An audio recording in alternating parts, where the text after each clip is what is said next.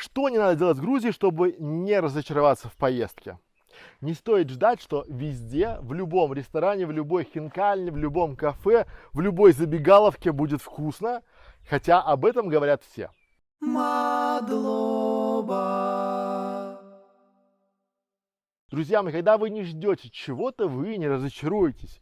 И это нормально. Прежде чем мы продолжим, я предлагаю вам подписаться на наш канал, написать комментарий к этому видео, если вы согласны или не согласны. И это нужно для того, чтобы мы могли большему количеству людей вместе с вами рекомендовать этот ролик и уберечь их от разочарования в Грузии. И чтобы путешествие по этой замечательной стране было ярким, комфортным, вкусным и недорогим. Мадлоба. Не стоит ждать, что везде будет вкусно. В любом городе, в любой стране и в вашем в том числе есть места, где есть очень вкусные котлеты, где есть очень вкусные салаты и такое себе. Это нормально. И это нормально для любой страны, для любого города, неважно, это Германия, неважно, это там Испания, неважно, Россия, Беларусь, и Грузия в этом случае не исключение.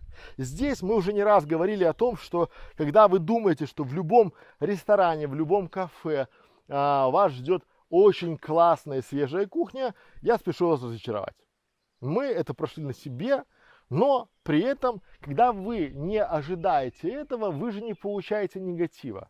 Когда вы должны быть готовы к тому, что вам подадут не совсем офигительные хинкали, или шашлык будет жесткий, вы можете потребовать назад. У нас есть несколько роликов, где мы просто возвращали блюдо, которое не соответствовало тому, что нам приносили в меню. Как это работает? Вам приносят меню, в меню есть фотография блюда. И вот вы в ожидании того, что вам принесут этот сочный, душистый шашлык, вам приносят 4 кусочка вот таких вот, каких-то 4 уголька. И даже непонятно, что это за мясо, что это за волокна этого мяса, и кто это был при жизни, этот, скажем так, субъект.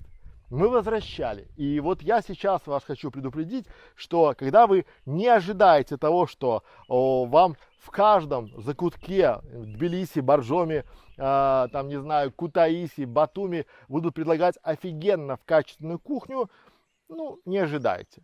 Есть классный ресторан, опять же, как и вкус. Вам, может быть, понравится, мне, может быть, нет, и это нормально. Но что рекомендую делать? Первое. Я всегда, когда езжу, летаю по странам, я питаюсь там, где питаются местные. Я ухожу с туристических зон, с туристических маршрутов. Почему? Потому что я четко для себя понимаю, там, где турпоток, там можно впихивать все, что угодно. Потому что турист приехал, через 2 недели он уехал, и все. А вот местных или тех, кто постоянно живет, их надо прикармливать. И вот любой ресторатор, любой владелец заведения об этом знает. Второй момент. Я все время читаю отзывы. Это может быть каталоги Мадлоба, это может быть TripAdvisor, Google карты. Отзывы перед тем, как я иду куда-то либо в ресторан с семьей. Почему?